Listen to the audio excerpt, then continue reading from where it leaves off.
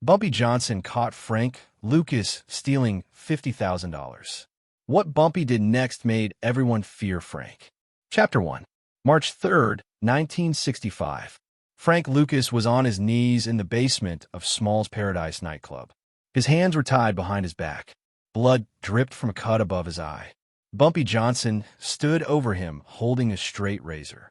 The room was silent except for Frank's breathing, heavy, panicked, the breathing of a man who knew he was about to die.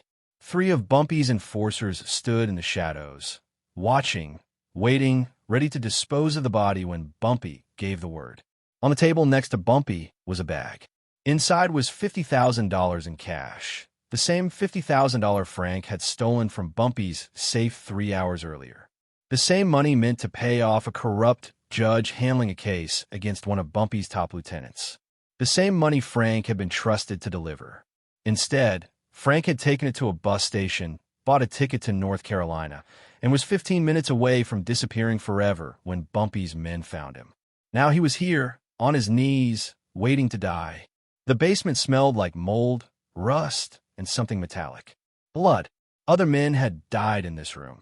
Men who crossed Bumpy Johnson and paid the ultimate price. Their blood had soaked into the concrete, stained the walls, become part of the building itself. Frank wondered if his blood would join theirs. Wondered if anyone would ever find his body. Wondered if his mother would die never knowing what happened to her son. She was the reason he was here. The reason he had done something so stupid. The reason he was about to die in a Harlem basement instead of living a long life in North Carolina. And somehow, even now, he didn't regret it. Bumpy crouched, so he was eye level with Frank. The razor glinted in the dim light.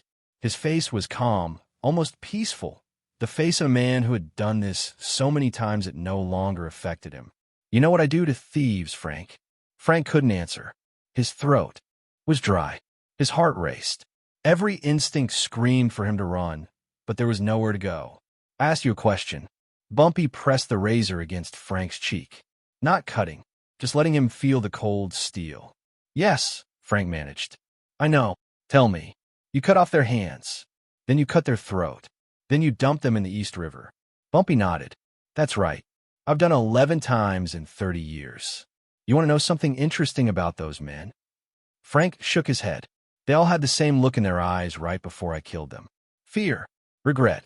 The realization they made the worst decision of their lives. Bumpy paced slowly around him. But here's what I want to know.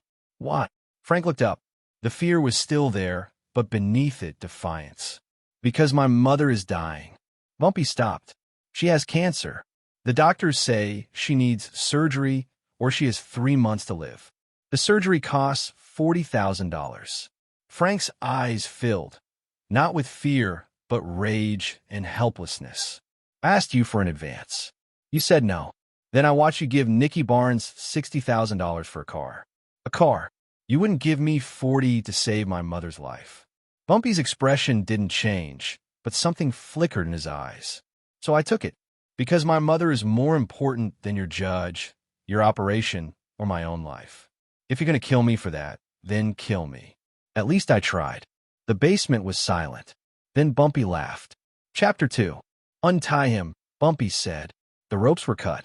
Frank stayed on his knees, unsure if this was a trick. Bumpy sat across from him and set the razor on the table. You know I'm not going to kill you. Frank shook his head. Because you told me the truth. In 30 years, Bumpy had caught 50 thieves. Every one of them lied. Except Frank. And the reason? You did it for your mother. That's strength. Bumpy picked up the bag and dropped it into Frank's lap. Take it. All 50. Send 40 to your mother. Keep 10. One time Bumpy warned. Ever steal from me again, and I'll kill you slowly. Chapter 3. The next morning, Bumpy called a meeting. 47 men gathered. They expected Frank to be punished. Instead, Bumpy announced the truth. Frank stole the money. He admitted it. He did it for his dying mother. That's loyalty, Bumpy said. That's courage. Then he shocked everyone. I'm promoting him. Frank Lucas is my new right hand. Silence. Then chaos.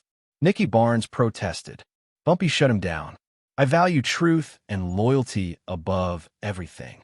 Frank, show me both. Frank Lucas was untouchable. Chapter 4. From that day forward, Frank answered only to Bumpy. Any disrespect toward Frank was disrespect toward Bumpy himself. The thief had become a prince. Chapter 5. Over the next 3 years, Frank proved Bumpy right. He became his most trusted advisor, learning everything about power, money, and control. When Bumpy died in 1968, everyone knew who would take over. Frank Lucas.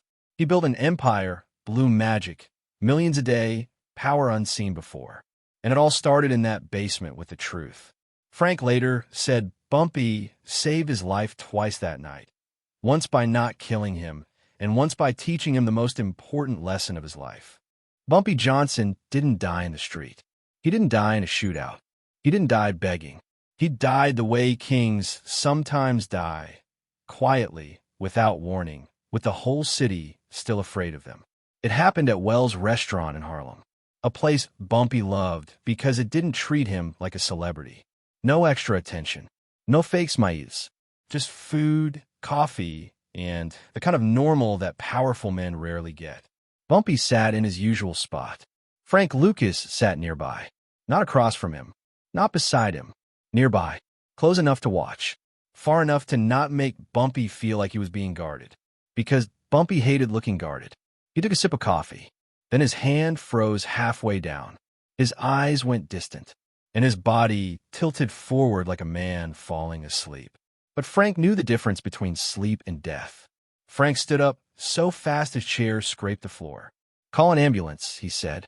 Nobody moved. Harlem had trained itself not to move when kings collapsed. Frank grabbed Bumpy's shoulders and lowered him gently to the ground. He checked his pulse. Weak. Then nothing. The waitress started crying. Men in the restaurant stood up, not sure whether to help or leave. Because in Harlem, when power falls, people don't rush in. They back away. Frank didn't back away. He stayed on his knees beside Bumpy, staring at his face like he could force him to come back through sheer will. But Bumpy Johnson was gone. And in that exact moment, something invisible happened. The air in the room changed. Because every man in Harlem understood the same thing at the same time. There was no Bumpy anymore. So now the question wasn't whether the crown would move. The question was who would be brave enough to take it. Frank Lucas stood up slowly. He didn't cry. He didn't shout. He didn't panic. He did the most dangerous thing a man can do when a king dies. He became calm. He looked around the restaurant. Men avoided his eyes. Frank continued. Anyone who steals from us dies. Anyone who talks to police dies. Anyone who thinks this is the moment to test me. He paused and leaned forward. Dies first. Silence. One man tried to laugh like it was a joke.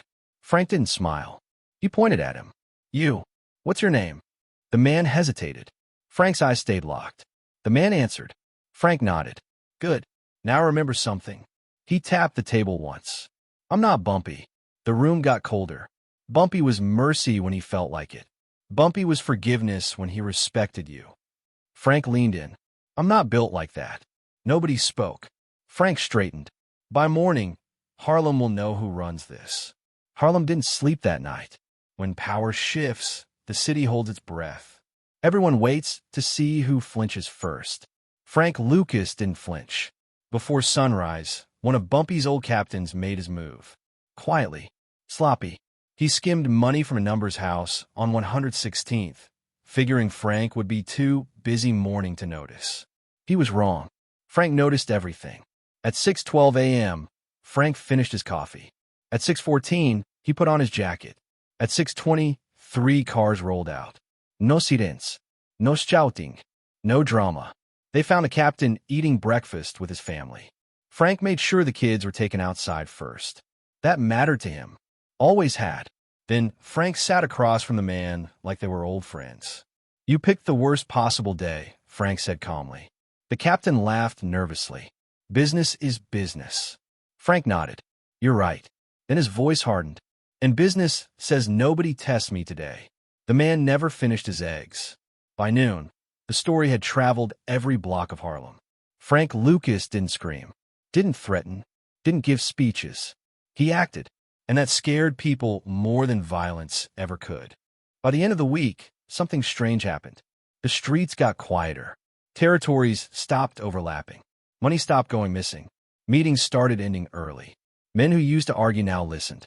Because fear had changed. Under Bumpy, fear came from reputation. Under Frank, fear came from certainty. You always knew what Frank would do, and that made him dangerous. Nicky Barnes tried once more. He sent a message through a third party, suggesting a shared leadership, a compromise, a partnership. Frank read the message once. Then he burned it. He sent no reply. Instead, he made a call to a man in Southeast Asia. A man Bumpy had introduced him to years earlier and told him to remember. Frank said one sentence. "I'm ready." Chapter 10. The move nobody saw coming. While Harlem fought over corners and corners fought over blocks, Frank Lucas was thinking bigger. Bigger than Harlem. Bigger than New York. Bigger than the game anyone thought they were playing. The Italians controlled supply. The Irish controlled routes. Everyone paid someone. Frank hated that. Middlemen were weakness. So Frank cut them out. He flew to Thailand. Quietly. No entourage. No announcements.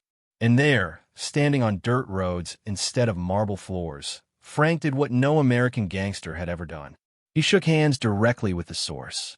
Pure product. No dilution. No tax. When he came back, he brought something new with him. Not just heroin. A new way of thinking. Frank didn't name it after himself. He named it after what it did. Blue magic.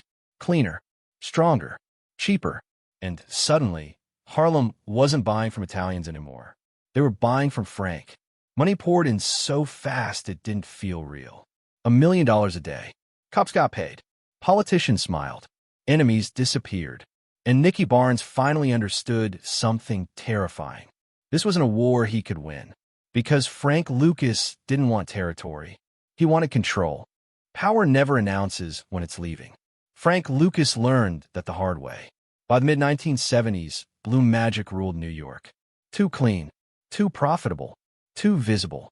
The same certainty that made men fear Frank made the government study him. The first crack wasn't violence.